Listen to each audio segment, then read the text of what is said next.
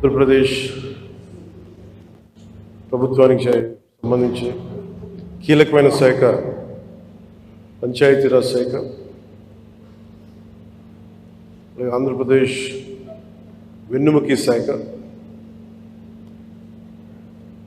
ప్రభుత్వ ఉద్యోగులు, అనేక సంఘాలు, వారి నాయకులు, మీరందరూ ఈ రోజున ఇక్కడికి వచ్చి నాకు అభినందనలు తెలుపుతున్నందుకు మనస్ఫూర్తిగా మీ అందరికీ పేరు పేరున నా హృదయపూర్వక ధన్యవాదాలు.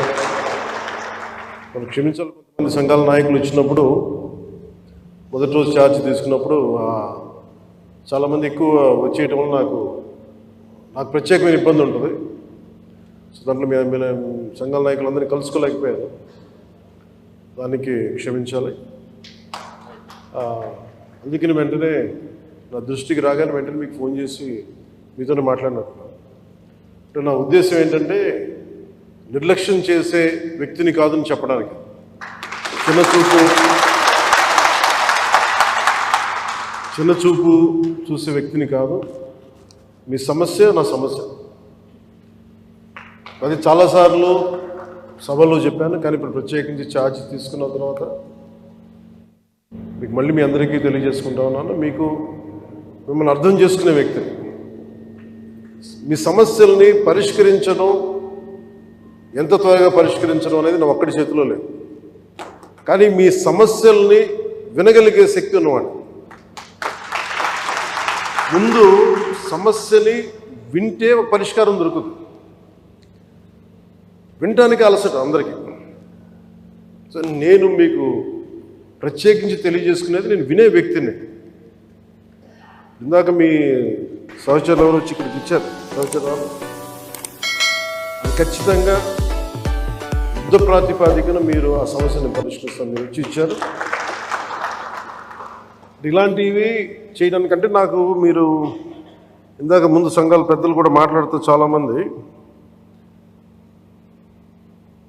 గతంలో కూడా మీరు సమ్మెలు, గత ప్రభుత్వం మీద మా కోపం ఉంది, మీకు ఈ ప్రభుత్వం మీద మీరు మాట్లాడుతూ ఉన్నారు. ఒక్కటి ఏంటంటే, ఇది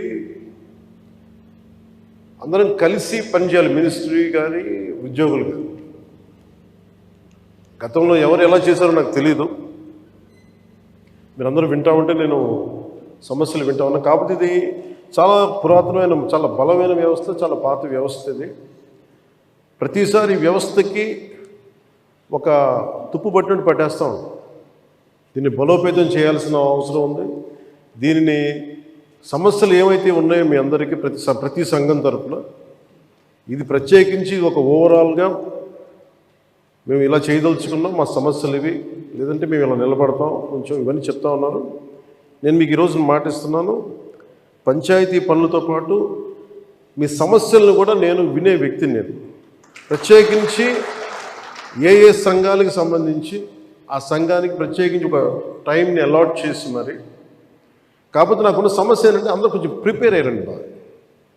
అంటే నేను చాలా శాఖలు ఉన్నాయి, మిగతా పనులు కూడా చూసుకోవాలి. కాబట్టి మీరు బాగా ప్రిపేర్ అయ్యి వచ్చి ఒక పరిష్కార మార్గం కూడా తీసుకెళ్ళండి. దాదాపు ఇలా ఆలోచించవచ్చు, ఇలా చేయొచ్చు.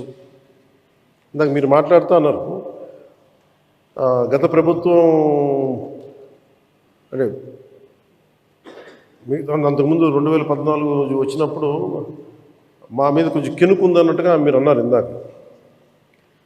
అది అంటే భయపెట్టేవాడికి భయపడతారు, కానీ కొంచెం ఓపెన్గా సహజంగా కొంచెం వినే వాళ్ళతోటి ఎక్కువ ఆ బాధను మేము గత ప్రభుత్వం మిమ్మల్ని అందరినీ భయపెట్టింది, దాన్ని అర్థం చేసుకోగలం. కానీ మేము మీకు భుజం కాసే వ్యక్తులు. మేము అందుకే ఒక వ్యవస్థని తిరిగి బలోపేతం చేయాలంటే చాలా చాలా కష్టసాధ్యమైంది. నాకు నిజంగా చెప్పాలంటే ఒకసారి నాకు ఇది నేను చాలా ఆనందంగా ఎంచుకున్న శాఖ. నేను ప్రభుత్వ ఉద్యోగ కొడుకుని, ఆ జీతాల మీద మేము పెరిగిన వాడిని. మా నాన్న జీతాలు రాకపోతే మమ్మల్ని స్కూల్ బయటికి పంపించి మళ్ళీ జీతాలు వచ్చిన తర్వాత మళ్ళీ స్కూల్లోకి అలౌ చేసినాయి, అవి కూడా ఉన్నాయి నా సంఘటన. అలాంటి సంఘటనలు ఉన్నాయి. అందుకని కష్టాన్ని అర్థం చేసుకోగలను. అంటే 1వ తారీఖు జీతం రాకపోతే ఏమవుతుంది నాకు అనుభవం ఉంది. అలాగే ఆఖరి వారంలో డబ్బులు అయిపోతే కూడా ఆ పరిస్థితి కూడా నాకు తెలుసు. మా పొరపాటున మేము ఏదో ఇవి జరిగిపోయినాయి, కానీ మేము ఇలా ఈ సినిమా రంగంలో ఇవన్నీ ఉండటం వల్ల బేసిక్గా చాలా సాధారణ స్థాయి నుంచి వచ్చాం కాబట్టి అన్నిటికంటే కూడా సాధారణ స్థాయి మాకు భగవంతుడి వచ్చిన మమ్మల్ని తీసుకొచ్చిన సాధారణ స్థాయి కష్టాలని మేము మర్చిపోతాం. అందుకని ఈ రోజున రోడ్ల మీద బయటికి వెళ్ళి ఎందుకు ఆగి ఎందుకు మాట్లాడుతానంటే ఆ కష్టం ఎలా ఉంటుందో నాకు తెలుసు. ఇందాక మీరు ఇచ్చిన రిప్రజెంటేషన్ కూడా ఆ కష్టం ఎలా ఉంటుందో నాకు తెలుసు. సో ఇలాంటి స్పందనకి వెంటనే ఉంటుంది కదా. నేను కోరుకునేది ఏంటంటే మిమ్మల్ని గత ప్రభుత్వం మిమ్మల్ని భయపెట్టింది. అంతకుముందు ఉన్న ప్రభుత్వం మీరు ఏదైనా ఒక నిరసన చెప్పడానికి చాలా బలంగా చెప్పగలిగేవారు. కానీ ఇప్పుడున్న కూటమి ప్రభుత్వం మీకు అండగా నిలబడుతుంది. ఫస్ట్ ముందస్తుగా మేము మీతో గొడవ పెట్టుకోవడానికి ఫస్ట్, ఎందుకంటే బ్యాడ్ బ్లడ్ ఉండకూడదని ఫస్ట్ ఫోన్ చేశాను మీకు. అరే వస్తే నువ్వు కలవలేదండి, నువ్వు కూర్చొని పెద్ద ఆఫీసులను కలుసాం, మమ్మల్ని కలవవా అనే ఒక చిన్న బాధ ఏదైనా ఉంటుంది. ఎందుకంటే నాకు తెలుసు, మా నాన్న బాధ నాకు తెలుసు. అందుకని వెంటనే ఫోన్ చేశానండి. ఆ కష్టం నాకు తెలుసు.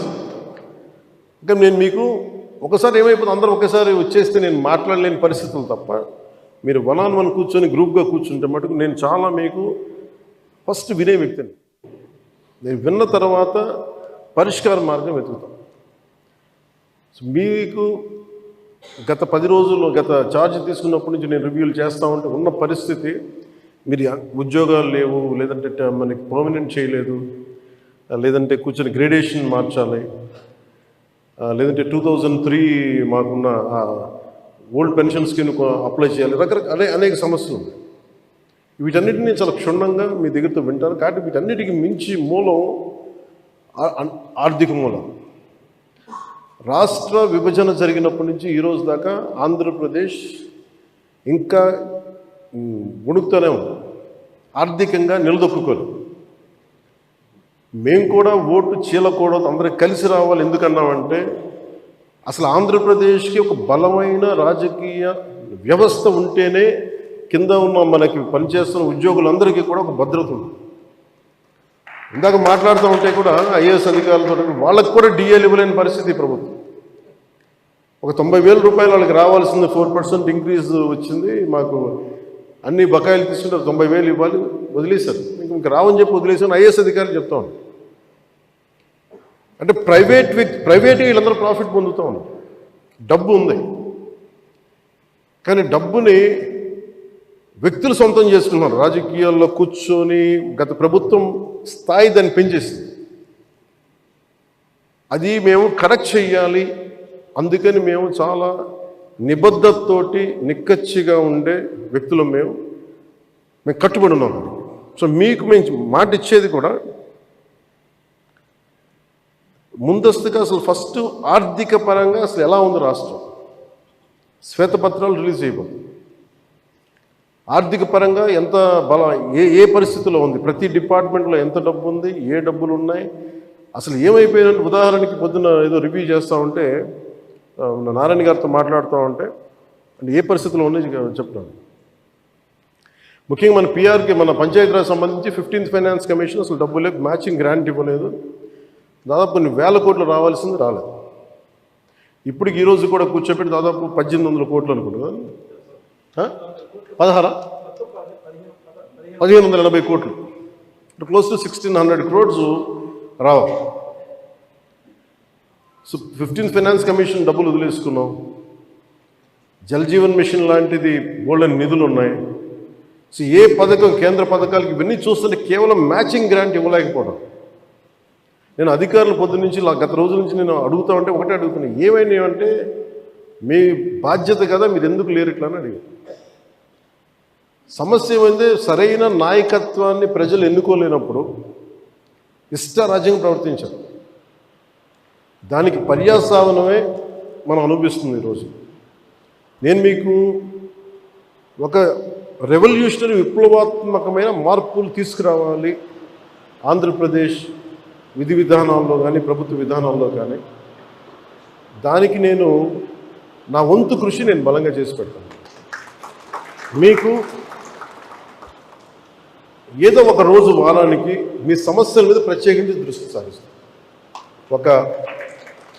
అంటే ఈరోజు కూర్చుంటే ఒక సపోజ్ నెల రోజుల్లోపు నాకున్న సమయంలో, అందుకే నెల రోజులు అంటే అది 2 వారాల్లో కానీ మీరు చెప్పండి, నాకు ఇంత టైం పడుతుంది, ఒక్కొక్క వింగ్ని అర్థం చేసుకోవాలి. ఇప్పుడు మీరు చెప్పారు ఈ ఫిట్మెంట్లు కానీ పిఆర్సీ, మనకి పిఆర్సీ కానీ, అలాగే కమిషనర్స్ని ఇప్పుడు దాకా అపాయింట్ చేయలేదు. ప్రతిదీ కూడా మీరు క్షుణ్ణంగా చెప్తే నేను కన్సర్న్ అధికారులతో మాట్లాడి నేను ఏం చేయగలనంటే, నేను టాస్క్ మాస్టర్ ముందు సమస్యకు పరిష్కారం వెతుకుతానని చెప్పేవాడు. నేను పారిపోయే వ్యక్తిని.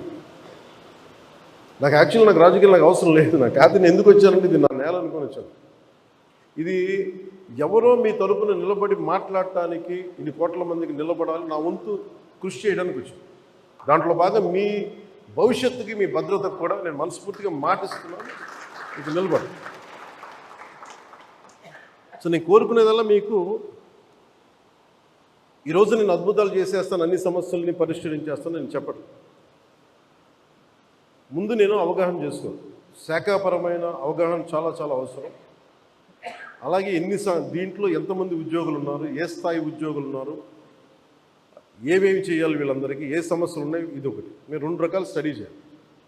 ఇవన్నీ చేసిన తర్వాత ఒకటి పంచాయతీలని దానికి పునర్వైభవం తీసుకురావడం, గత వైభవం తీసుకురావడం పంచాయతీలకి. అలాగే పంచాయతీరాజ్ వ్యవస్థ నా కోరిక ఒకటే, ఈ 5 ఏళ్ల కాలంలో ఆంధ్రప్రదేశ్లో ఉన్న బలమైన పంచాయతీ వ్యవస్థ మనకి భారతదేశంలో లేదని అలాంటి సర్టిఫికేట్ తెప్పించుకోవాలని నా కోరిక. అందుకని బలమైన ఆలోచన విధానంతో ఉన్నాను. కాకపోతే మీ అందరి సహకారం కూడా కావాలి. కానీ నేను ఒక్కడిని చేసేది కాదు. మీ అందరి సహాయ సహకారాలు, మీ సలహాలు, సూచనలు లేకపోతే నేను కూడా ఏం చేయలేదు. కానీ నేను మీకు అందుబాటులో ఉంటాను. మీకు ప్రత్యేకించి మీ ఈ ముఖ్యంగా మీరు కోరుకుంటుంది అన్నిటికంటే దారుణ బాధ అనిపించింది, నెలకి జీతాలు ఇవ్వడం పక్కన పెట్టి జీతాలు పెంచాలని అడగాలి, కానీ నెలకి జీతాలు వస్తే చాలు అనుకునే 1వ తారీఖుకి జీతాలు వస్తే చాలు అనే స్థాయికి పెరిగిపోయింది. సో అభివృద్ధి అనేది లేదు, నిధులు లేవు. వీటన్నిటి మధ్యలో now governance is a great challenge for all of us. కానీ మాకేం నమ్మకం ఉందంటే పెట్టుబడులు తీసుకురాగలం, అభివృద్ధి పదంలో ముందుకు తీసుకెళ్ళగలం, ఒక ధైర్యం చాలా బలంగా ఉంది. సో మేము బలంగా మీకు చేసి నీకు నెక్స్ట్ మీటింగ్ నేను మీకు తెలియజేస్తాను, సంఘాల పెద్దలందరికీ, నాయకులందరికీ. హరిప్రసాద్ గారికి నా పొలిటికల్ సెక్రటరీ, అలాగే మన పంచాయతీరాజ్లో కూడా కొంత ఆయన సహాయం తీసుకుంటాను. వరప్రసాద్ గారు వీళ్ళందరూ ఉన్నారు, కానీ ప్రత్యేకించి ఇంకొంచెం మీకు ఎక్కువ నమ్మకం కలిగించడానికి నేను అందుబాటులో ఉంటానని చెప్పడానికి. మీరు సమస్యని, ఇన్ని సంఘాలు ఉన్నాయి, వీళ్ళకి ఈ సమస్య ఉంది, ఇది మాకు క్షుణ్ణంగా ఈయనేమంటారని మిమ్మల్ని ఈ రిపోర్ట్ చేసి పట్టుకురండి, నేను మాట్లాడతాను. సో మీరు అది కుదిరితే మనం అక్కడ క్యాంప్ ఆఫీస్లోనే కూర్చుందాం, లేదంటే ఒకసారి ఏదైనా కూర్చోబెట్టి మీకు మీరున్న చోటకి అన్నీ బాగుంటాయి, నేను కూడా రావడం నాకు సిద్ధం. నాకు అలాంటి ఇబ్బందులు కూడా ఏమి. సో ఇవన్నీ దృష్టిలో పెట్టుకుని నాకు ఇప్పుడే ఛార్జ్ తీసుకున్నాను కాబట్టి కొద్దిగా నాకు కొన్ని రోజులు సమయం ఇవ్వండి. నాకు సమయం ఇచ్చిన తర్వాత మీతో కూర్చొని మన సాధక బాధకాలన్నీ మాట్లాడుకుని, ముందు మీరు ఆనందంగా ఉంటే తప్ప ప్రజలకి మిమ్మల్ని ఆనందంగా ఉంచలేదు. నాకు మీరు ఆనందంగా ఉండాలని మనసా వాచ ఆకాంక్షించాను. అలాగే మీ సమస్యనమ్మా నేను వెంటనే అది మాట్లాడేస్తాను. నేను లాస్ట్ టైం కూడా చేయించాను, 2014లో కూడా ఇలాంటి ఇష్యూ ఏదో ఉంటే నేను అది ప్రత్యేకించి చేయించాను. It will be done. అది మేమే కూర్చోబెట్టి చేస్తాను, అది మట్టు కొంచెం మాట్లాడుతున్నాను చెప్తాను. సో మీ అందరికీ ప్రత్యేక ధన్యవాదాలు తెలుపుకుంటే, అంటే నేను ఎంత అవగాహన చేసుకున్నాను అనడానికి మీరు చెప్పిన ప్రతి పాయింట్ యాజ్ ఆన్ నౌ నేను నోట్ చేసుకున్నాను. దీని మీద నేను అంటే వీటి మీద కూర్చొని నెక్స్ట్ టైం మీటింగ్ నాకు కొంచెం ప్రిపరేటరీ వర్క్ కావాలి, అందువల్ల కూర్చొని మీతో మాట్లాడతాను తెలియజేసుకుని మీ అందరికీ ప్రత్యేకమైన ధన్యవాదాలు తెలుపు సెలవు తీసుకున్నాం. జై హింద్.